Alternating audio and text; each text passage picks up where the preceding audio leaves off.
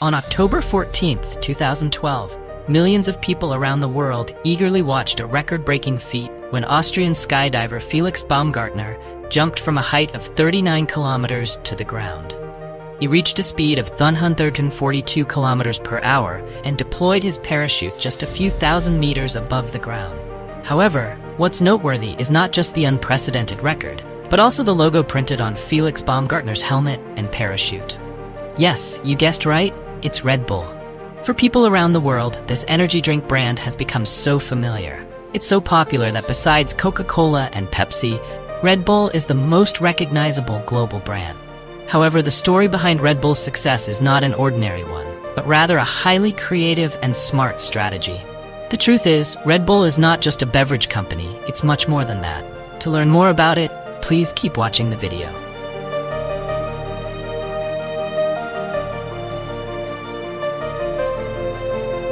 According to statistics in 2022, the global energy drink market was valued at approximately $90 billion, with many famous names like Carabao, Monster, Sprite.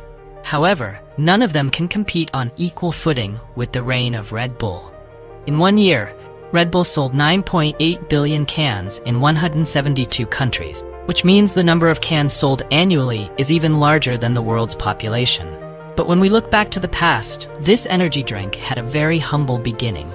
You must remember this name, Chaleo Uvidya. He was born into a poor family in rural Thailand. His father was a duck herder and his mother sold fruits in the village. Truly a duck herder, Chaleo didn't receive a complete education as his parents didn't have enough money. From a young age, Chaleo had to work hard to earn money to support his family. When he was a teenager, his parents sent him to the capital Bangkok to help his brother run a small pharmacy. Although poor, but he is very intelligent and hardworking. In 1956, at the age of 33, he opened his own pharmacy and named it as TC Pharmaceutical. At that period, Japanese pharmaceutical companies had just discovered a herbal syrup that enhances vitality, and this syrup began to be imported into Thailand and sold like hotcakes. After about 10 years of running his own company, Chaleo felt that the business was still lacking breakthroughs, so he had the idea of improving this energy-boosting syrup into a unique Thai beverage. But before doing that, he must orient the market properly. Chaleo realized that the drinks and medicines available in Thailand at that time were quite expensive because they were intended for the wealthy. Being a person of humble origins himself, Chaleo recognized that the working class needed an energy drink more than the wealthy. They are the laborers, farmers, and manual workers who rely mainly on their physical strength, so they needed daily energy supplementation and concentration. After many sleepless nights, and with years of experience in the pharmaceutical industry, Chaleo created a mixture of caffeine, vitamin B, and a chemical compound called taurine. But the most distinctive ingredient of this new beverage compared to the market is its high sugar content, along with the addition of fruit flavors to make it more palatable. Sugar is a very common ingredient, especially in tropical countries like Thailand, but it made a breakthrough. Chaleo named the new drink brand as Krating Daeng. In Thai, Daeng means red, and Krating not a bull as many people mistakenly think, but it's a buffalo. Quickly, Krating Daeng created a frenzy as it brought drinkers a refreshing spirit and energy. Initially, to avoid competition in big cities, Chaleo brought this drink to rural areas. In Bangkok, drink brands from Japan and Korea were dominating the market, so Krating Daeng targeting rural areas was a very wise move. With affordable prices and a delicious taste that provided abundant vitality, so Thais were very fond of this product. Chaleo also had the strategy of giving energy cans to long-haul truck driver who required health, concentration, and alertness, and Krating Daeng met all those requirements. Information about this drink gradually spread and became popular among the working class. When he had money, Chaleo immediately sponsored Muay Thai tournaments. Muay Thai is a popular sport in Thailand, which reflects the deep culture of this country. This strategy has the benefit of increasing brand recognition because Muay Thai is highly favored by the Thai people, and it demonstrates the strength and energy that befits with the nature of this energy drink. However, this Krating Daeng drink would still have difficulty crossing the borders of Thailand if it weren't for this special man. His name is Dietrich Mateschitz. Mateschitz was born in 1944. He is an Austrian businessman and nearly 20 years younger than Chaleo. During his youth, he attended the Vienna University of Commerce, but due to his love of partying and chasing girls, it took him 10 years to graduate. Despite his mediocre academic record, this man possesses audacity and ideas that his friends often consider crazy. After graduating, he worked for a toothpaste company in Germany. Fate brought Mateschitz to Thailand for work.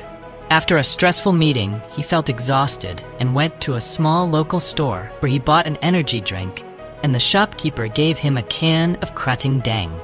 After drinking it, Mateschitz suddenly felt unusually refreshed and alert, and he wondered why he had never heard of this drink before. Then he researched in the media and discovered that Krating Daeng was being sold in many Asian countries, but it was almost unknown in Europe and the West. At that time, he also felt bored with his current job, even though he was well paid. With a love for challenges, he submitted his resignation and contacted Chaleo to arrange a meeting. These two strangers from different nationalities suddenly became close because they shared a common passion, which is business. The discussion led to the conclusion that Chaleo would handle the product, while Mateschitz would take care of operations. They agreed that each would hold 49% of the shares in the Krating Daeng company, with the remaining 2% reserved for Chaleo's child when they grew up. Mateschitz suggested changing the brand name to Red Bull to make it easier to remember and understand than the Thai name, and Chaleo agreed. And in 1984, the Red Bull brand was launched in Mateschitz's home country. However, before the official announcement, they conducted some surveys. Some business experts tried Red Bull and remarked that its taste is terrible, and they also found that its ingredients were harmful to health, so it wouldn't be popular in Europe. But this didn't discourage two founders.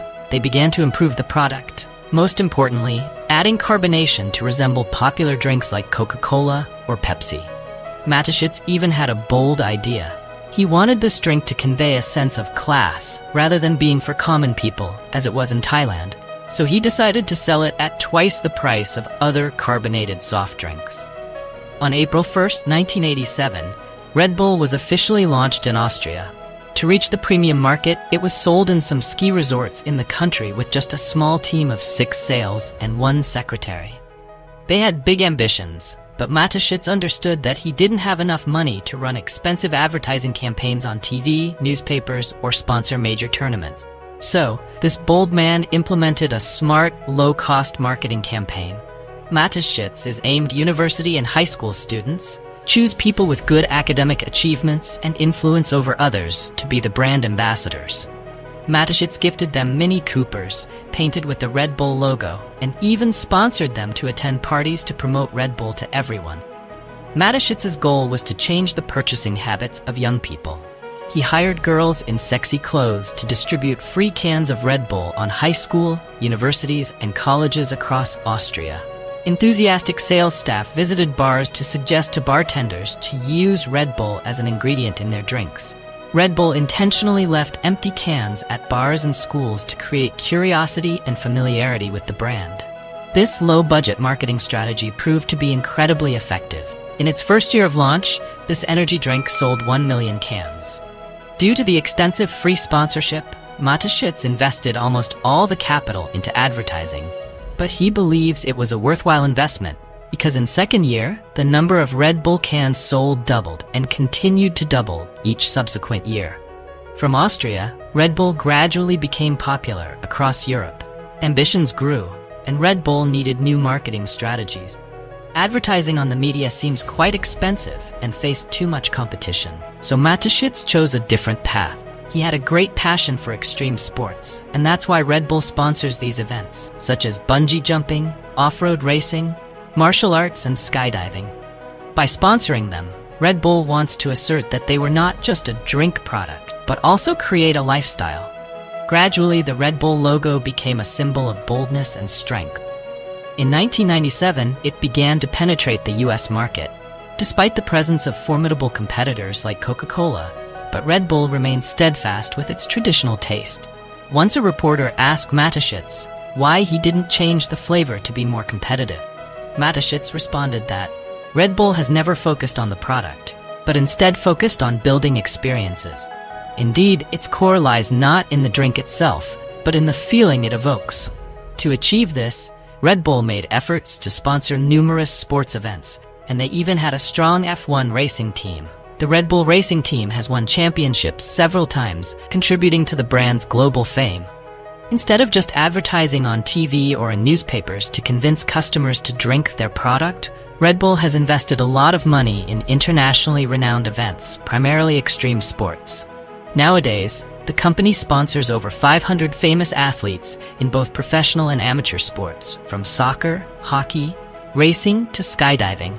These sponsorships even generate significant revenue beyond selling energy drinks, such as the Red Bull F1 racing team earns substantial prize money, and the New York Red Bull basketball team consistently achieving high rankings in the NBA and received significant rewards. The important thing about Red Bull is they don't intentionally promote their energy drink cans at sponsored events. They don't want the audience to feel like they're watching an advertisement, but rather to have an experience.